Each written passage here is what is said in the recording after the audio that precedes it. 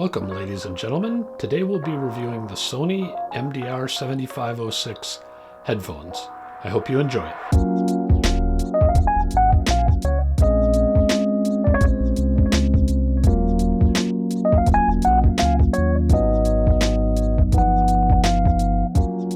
As I said, today we're talking about the Sony MDR 7506 headphones. Here they are. They're $90 on Amazon in the US, so it gives you an idea what the price point is. I think they represent very good to excellent value, and I'll talk more about that at the end of the review. But first, let's get into the punchline here, which is they sound quite good. You probably have to take into account that they're $90 headphones to say that. There are certainly better headphones at higher prices. But you might have to spend quite a bit to get a headphone that trumps these on all accounts. So let's start here. As you know, I like to classify headphones into three groups because I think listeners tend to have a preference for one of these three sonic profiles. The three sonic profiles are warm and soft. That's one. The second one is dynamic transparency, and the third one is mid-range focused. These are, in my view, dynamic transparency headphones. They will appeal to people who like that profile, and as you go through my various reviews of headphones, maybe you'll start to form a point of view on where you land on that. I personally think that people who want to listen in the foreground, that is, they want to really concentrate on the music, hear what's going on, are concerned about issues of accuracy, will almost always tend toward a dynamic transparency headphone, at least at higher price points, sometimes to a mid-range focused headphone at lower price points. That's why I was kind of surprised by the performance of these, because it's a $90 headphone that as a dynamic transparency headphone actually does fairly well. Okay, let's enumerate what we mean by fairly well.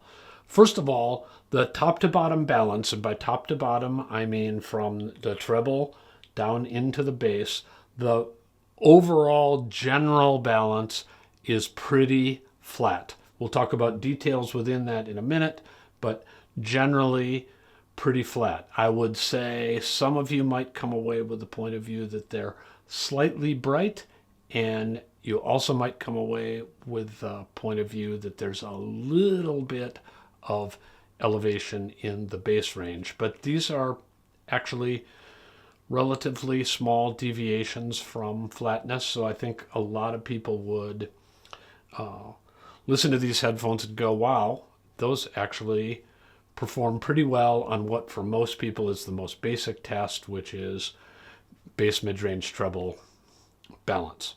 Pretty good on that score. The second thing I think you would like about the MDR 7506s is that the clarity just stands out.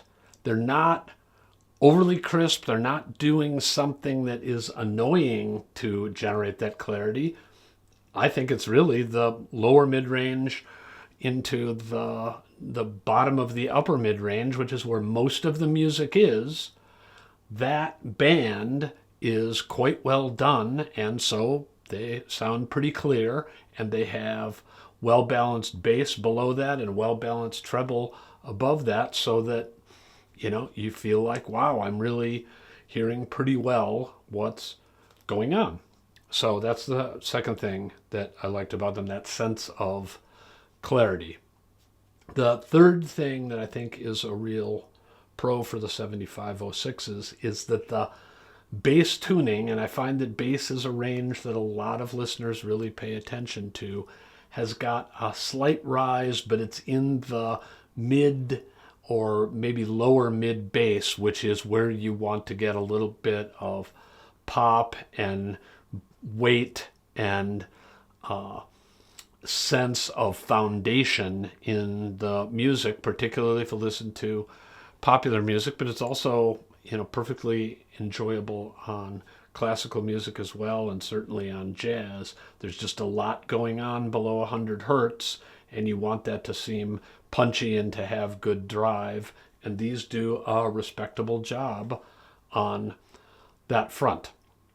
Okay, so those are a series of qualities that I think would lead just about anybody to go, wow, these are pretty good and quite listenable headphones. I'll be back in a minute and talk about some of the issues, maybe, the complaints you could make about the sound profile here.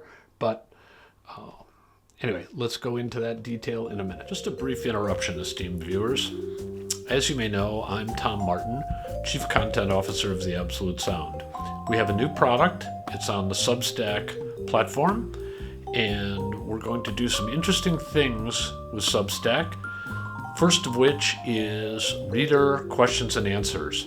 Each Monday, readers will submit questions. We'll pick the most interesting ones and we'll answer the questions on Friday. We'll also have early access to articles and special blogs that don't appear anywhere else. We hope you'll join us. It's only a cost of a cup of coffee per month. Just check on the screen or in the show notes below. Thanks, and now back to the show. Okay, I said that I would detail some of the cons that go along with the pros, because you sort of have to imagine that a $90 headphone isn't going to do everything perfectly, and a lot of the things that these Sonys do well, frankly, are the most important things. So let's get into some of the details of where you might find that these fall short and might decide that there's a better headphone for you, might decide that you're willing to spend a little bit more money.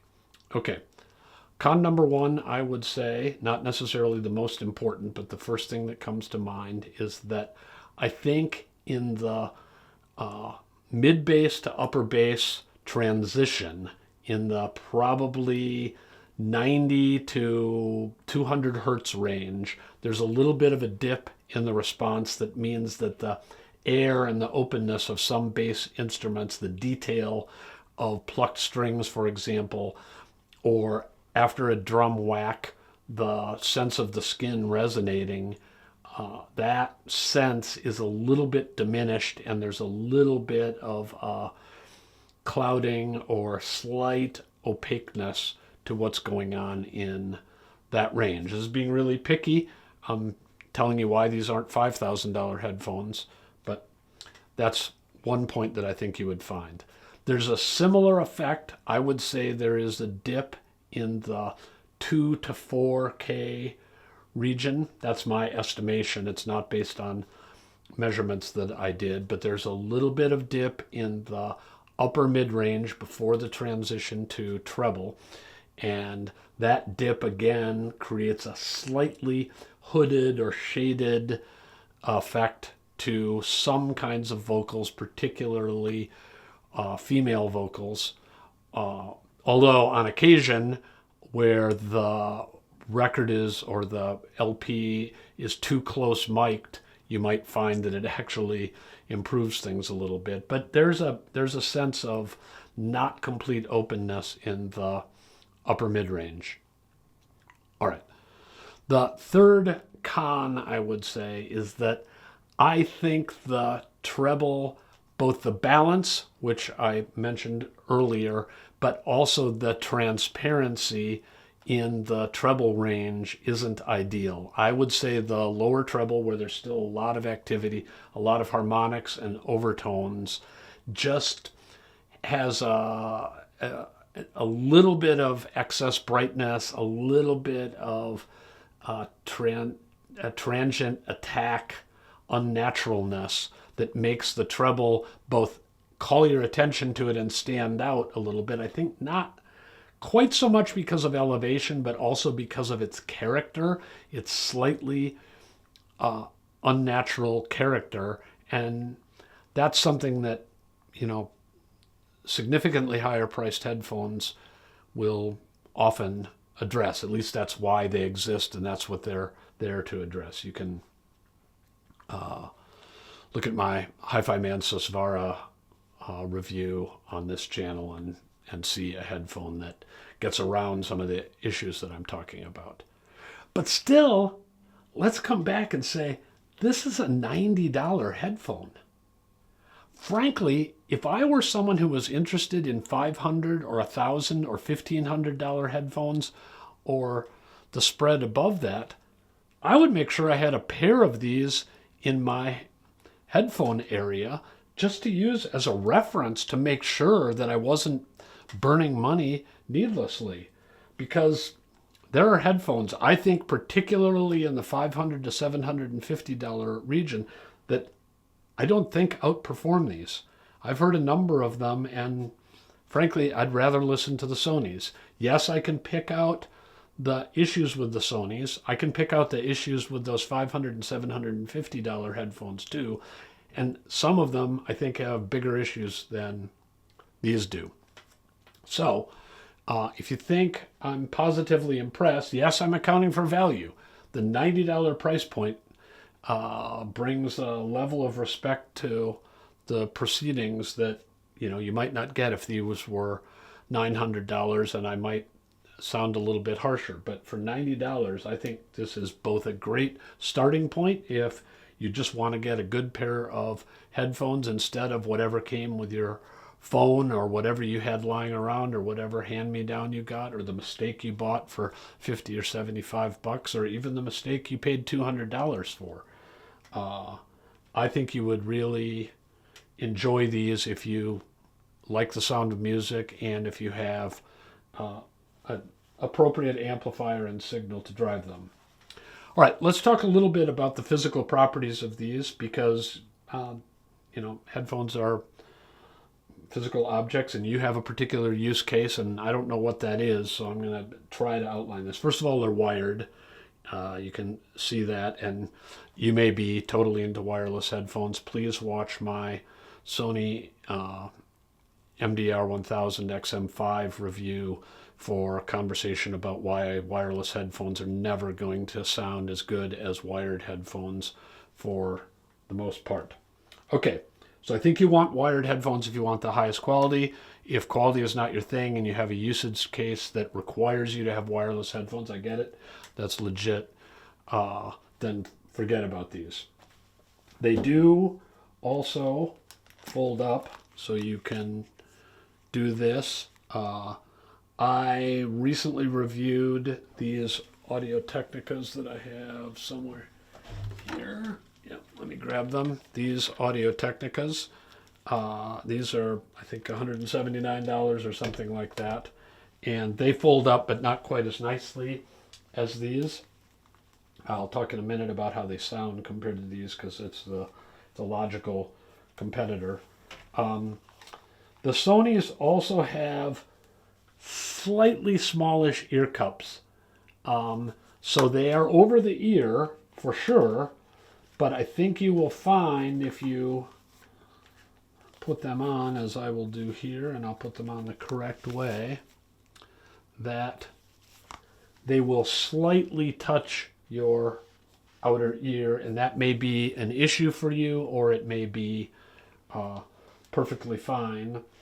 And I would say these faux leather ear pads, they're not very breathable, and if you work in a hot environment, you may find that they get a little bit warm and there's a little bit of perspiration transferred to them, and that might not be ideal. I thought the pressure level was on the high side of medium. I know that might sound a little bit odd, but you definitely notice the pressure. The good news about that is if you are, say, working at your desk while listening to your headphones and you tend to move around, grab a piece of paper, whatever it is you might do, these will stay nicely attached to your head. Again, they're not headphones for working out in the gym. That's the territory of earbuds or bone conducting headphones or something like that.